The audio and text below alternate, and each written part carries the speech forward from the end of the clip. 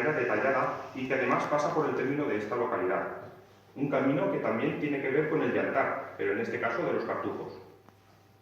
La reconstrucción del camino de pescadores fue durante años uno de los retos que se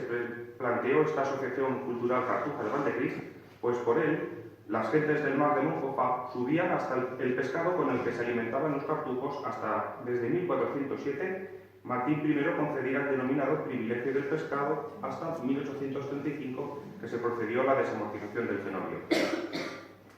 Y se pone la palabra reconstruir entre comilladas porque hay que ser consciente que con las nuevas obras guiadas que se han realizado durante el último siglo y medio se han desdibujado, cuando no cortado, asfaltado o eliminado, los antiguos caminos y sendas tradicionales para transformarse en ocasiones en importantes vías de comunicación terrestre. Por ello, el reto era establecer un itinerario que, utilizando los dos tramos existentes con dicha toponimia, ubicados en los términos municipales de Segorbe y Valbixo, así como algunos testimonios orales y documentales, cumpliese el objetivo de unir la Cartuja de Valdecris con la playa de Monjofa, pero buscando que a la vez mantuviese criterios históricos. La importancia de este camino es que el pescado es uno de los principales ingredientes en la dieta de los cartujos, junto a los huevos, lácteos y verduras, quedando totalmente prohibido el consumo de todo tipo de carnes. Y si se admite el pescado, es por la creencia medieval de que nacía sin mácula, espontáneamente del agua, sin ser fruto de la fornicación ni de la reproducción, sino de la propia agua.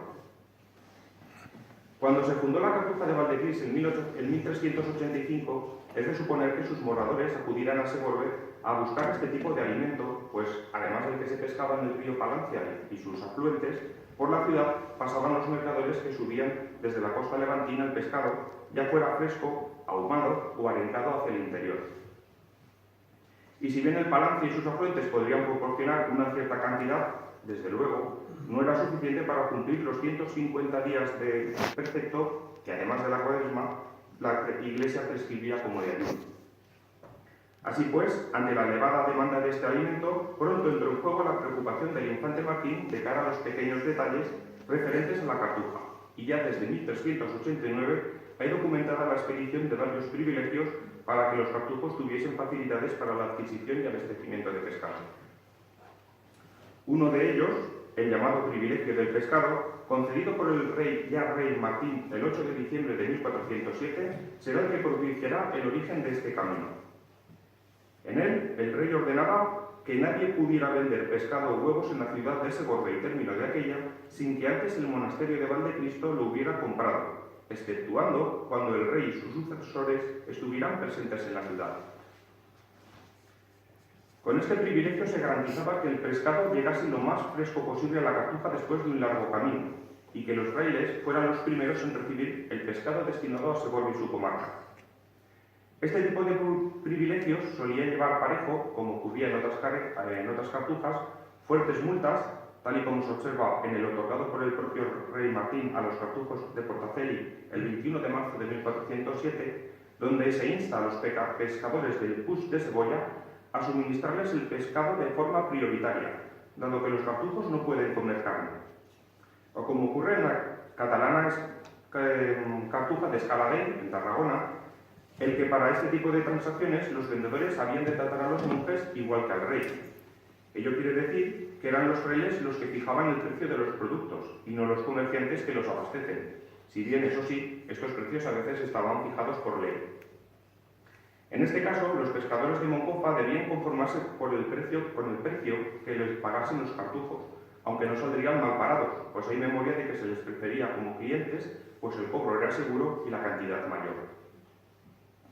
De hecho, en un análisis realizado a los gastos realizados por los cartujos en los pocos años que habitaron el convento en el siglo XIX, se observa que el principal gasto entre los alimentos era el pescado, que suele ir asociado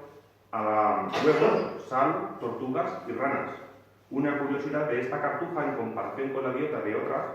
que incluso llegó a contratar a personas para su captura bajo el nombre de raneros. El pescado, una vez entraba en la cartuja, era llevado al lavadero de pescado, donde se lavaba y guardaba. Era una casita de reducidas dimensiones, con su piedra pulimentada y accesorios adecuados para el servicio que prestaba, y ubicada en la zona de procura más próxima a la rambla, para así evitar impregnar las desagradables emanaciones que producía el pescado. Luego, es de suponer que el que no se consumiese de inmediato pasaría a conservarse en la nevera habilitada en la cripta o bodega de la iglesia de San Martín, bajo las escaleras de acceso y junto al desagüe, donde aún se conserva el hueco para introducir en él la nieve procedente de los neveros que los cartujos poseían en el Monte de la Bellida, en Sacañet y en Alculas. También se conserva entre las ruinas de Valdecrist un criadero de carpa royal y espejo, y de tortugas,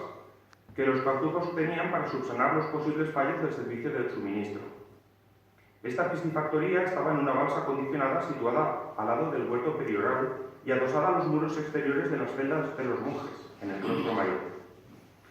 Como el agua de este criadero debía renovarse a menudo, servía al mismo tiempo para el riego de los campos comprendidos dentro de la cerca monacal que estaban en un plano inferior al mismo.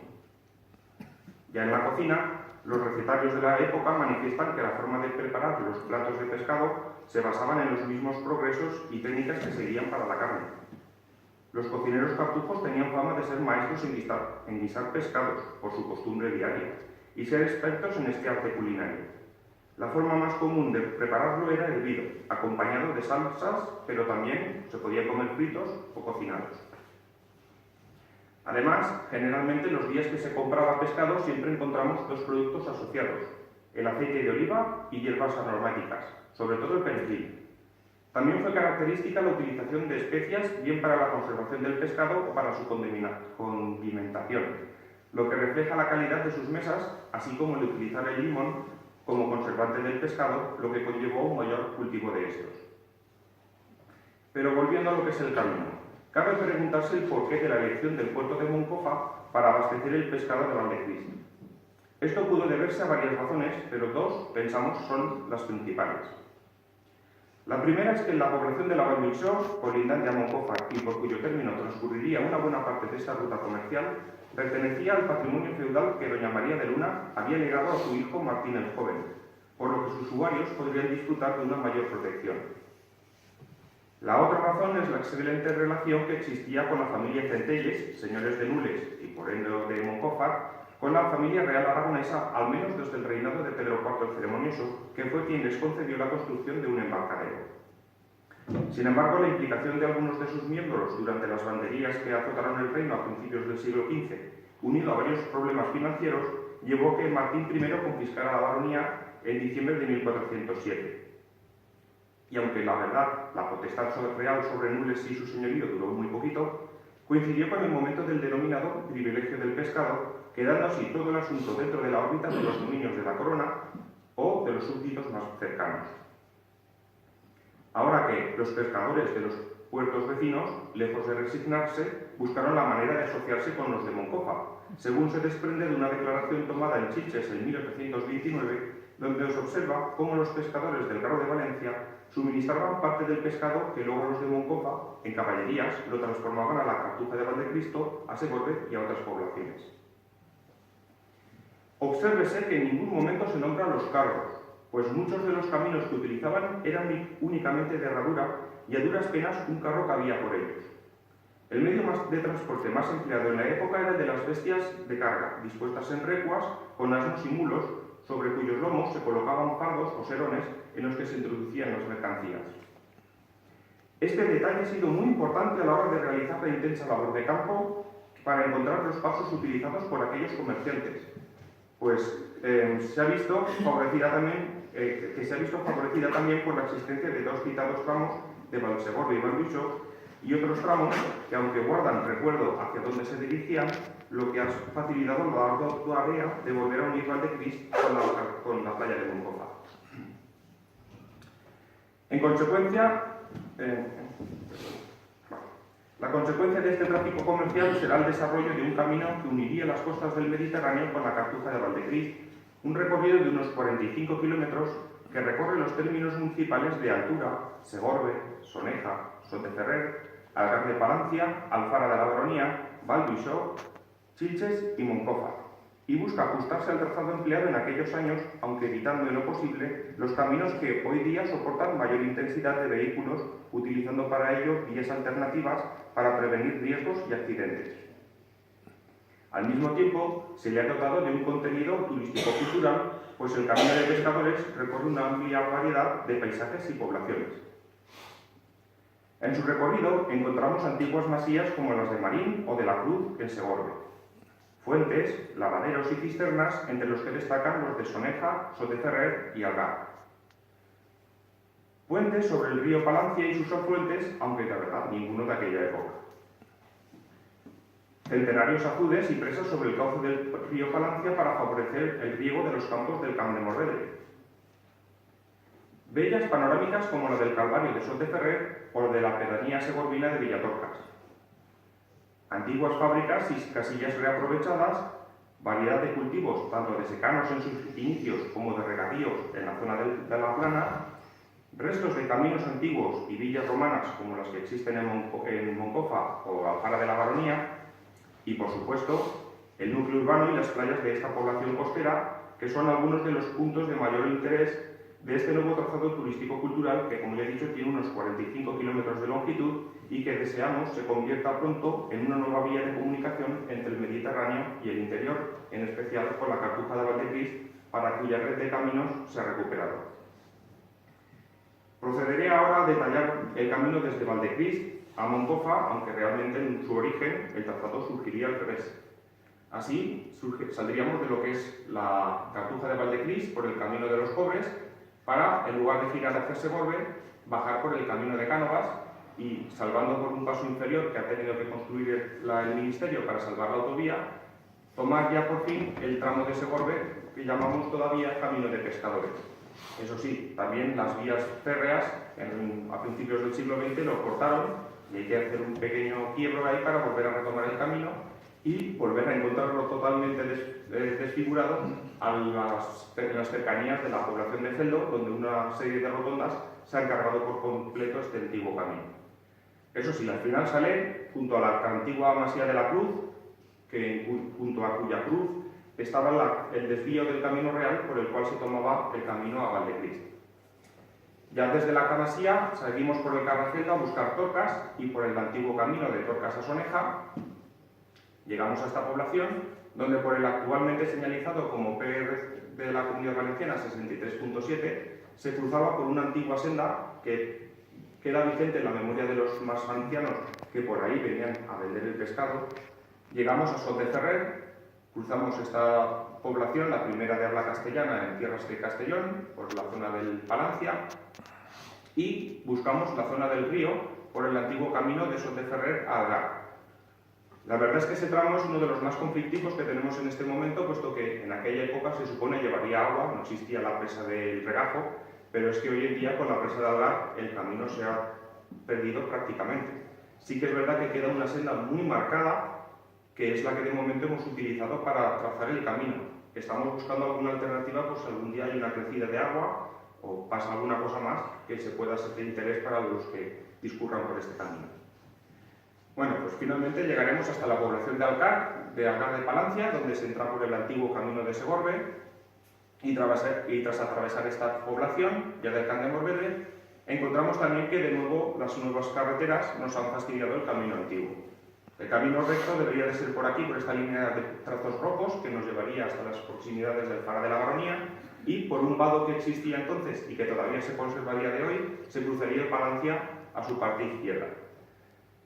Como las carreteras nos han cortado totalmente, pues hemos optado o bien por la actual nacional, o sea, por el trazado viejo de la nacional, o bien por una carretera vecinal, buscar este antiguo camino y por ese vado llegar a la vía de servicio, que sería lo que antiguamente sería el Camí Vell a la Vall, o de la Vall a Algar, como todavía lo tenéis señalizado aquí en Valdiso.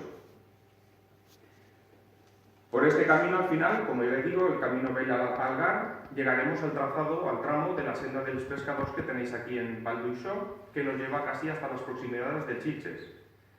Pero de nuevo, otra vez, las carreteras, la autovía, la autopista, el ferrocarril se han cargado totalmente del actual acceso a la población, y para evitar meter a los usuarios por la serie de desvíos que existe, pues hemos optado por desviarlo por el camino de la Condesa, que es bastante accesible, y nos cruza por debajo de las vías del tren para buscar el camino que va a buscar el camino de Sitges a Moncofar, o la antigua Vía Augusta, que ya nos lleva hasta la población costera y de así bajar hasta el Grau, donde estarían los pescadores que traerían el pescado hasta Valdecrist. Después de esta breve descripción, solo me queda agradecer a todas las personas que de una u otra manera han colaborado en la ejecución de estos proyectos de recuperación de los caminos de Valdecrist, que desde la Asociación Cultural queremos convertir, como hemos dicho, en rutas turístico-culturales para que las disfruten senderistas y cicloturistas, amantes de la historia y de la naturaleza, y invitarlos a la recreación histórica, a la meditación y a la contemplación propia de los cartujos. Asimismo, queremos agradecer la colaboración a todas aquellas entidades públicas y privadas que nos han brindado su apoyo para su divulgación, publicación o salinización de las mismas, entre las que se encuentra la que hoy aquí nos reúne, así como todos ustedes, a los que animo a que se calcen las botas y se unan a nosotros a realizar los caminos de Valdecrist. Muchas gracias.